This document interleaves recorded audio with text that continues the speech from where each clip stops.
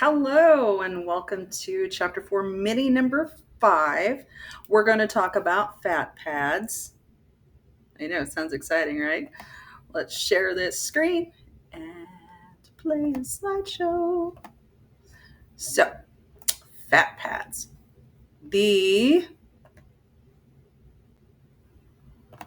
Find my laser pointer here.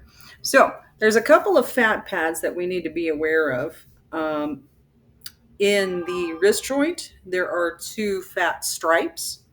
There is this scaphoid fat stripe. And guess what? It's near the scaphoid bone. Surprising. It's visualized on the PA and the oblique projections. It is elongated and slightly convex in shape and located between a couple of tendons and ligaments. So, absence or displacement of this fat stripe may be the only indicator of a fracture on the radial aspect of the wrist. And a second fat stripe is visualized on the lateral view of the wrist, and that is called the pronator fat stripe. It's normally visualized a quarter of an inch from the anterior surface of the radius, so it's right up in here. Subtle fractures of the distal radius can be indicated by displacement or obliteration of this plane. So, what does all that mean?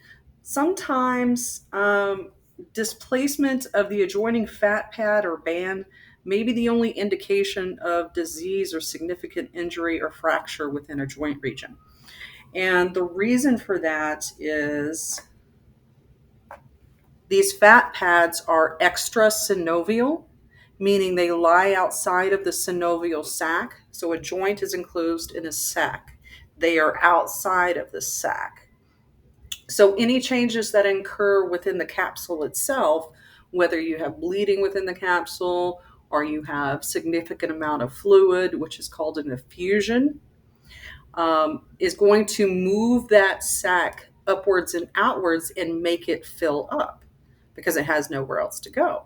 So that may be the only way that you can see that there is something going on within that joint, even if you can't tell that there's actually something broken. We can get hairline fractures of bones, which could take anywhere between 7 to 14 days to show up. So here is an example of the scaphoid fat stripe right here on your wrist. It's right here, right on top of your scaphoid. How cool is that? And here you can see the fracture of the distal radius. Now, just because it sits near the scaphoid and that fat stripe may be seen doesn't mean the scaphoid is broken. It just means that there is something wrong within the wrist joint itself. It could be any number of the capsules or the carpals are broken. So here is the pronator fat stripe in the lateral projection. Like I said, it's on top of the radius, which is your thumb side. And you can see that's outlined by B right there. Let me move this down. So we'll get into the more important ones, which are the elbow fat pads. So there are 3 significant fat pads that can be visualized only on the lateral projection. That is important. That is need to know. I put it in yellow. They are not seen on the AP because of the superimposition over bony structures. And the wind just kicked up. Holy cats. So on the lateral projection, you have the anterior fat pad, which is going to be on the anterior part. You have the posterior fat pad, which is on the posterior part. And then you have the supinator fat stripe, which is down near along the proximal radius. Okay. So the trick with the elbow is they can only be visualized on a true lateral projection where the elbow is flexed at a 90-degree angle. 90 degrees is a corner, y'all. It has to be an exact 90-degree angle between your forearm and the humerus. The thumb has to be up, You can't have your arm flexed over like this on the lateral. And it is best to have the entire plane. And when we say the entire plane, that means the whole arm. Your whole arm needs to be in line. We can't do an elbow x-ray like this because then that would shorten your humerus. We have to do it like this. And I don't care what it takes, whether you get the patient up against the table and you make them do weird movements and you make them pull over, but you have to get that elbow in line. And we'll go over the positioning for that later. But just be aware there are 3 fat pads that you see only on a true lateral elbow that is properly flexed to 90 degrees.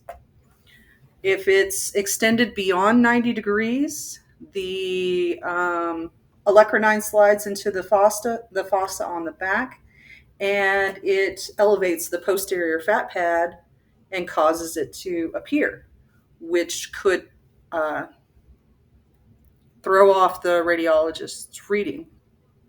Okay, so here's taking a look at a lateral elbow. Here is the posterior fat pad. Here, I'm sorry, that is the anterior fat pad, which is C. D is the posterior fat pad because this is the anterior and this is the posterior. And E over here, right on top of the radial, here's the radial head. Here's the little supinator fat pad. Okay. And you can obviously see that giant break right there through the ulna. Right here, the little asterisk is pointing to the posterior fat pad. You can see that little dark lucency right there. That's actually the fat pad that we're looking for. Right here is the anterior fat pad making what is called a sail sign, like a sailboat. If you can look at it, it looks kind of like a little sailboat.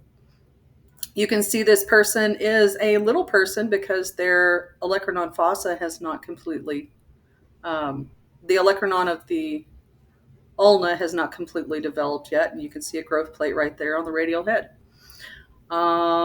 Here also is the anterior fat pad. Here is the posterior fat pad. And here is the supinator fat stripe. So right over here is the supinator fat stripe. Okay. So here's another visualization of it. I can tell you that this is a normal elbow, but this is also, in my opinion, not exactly a 90-degree flex. I can't see the joint spaces clearly.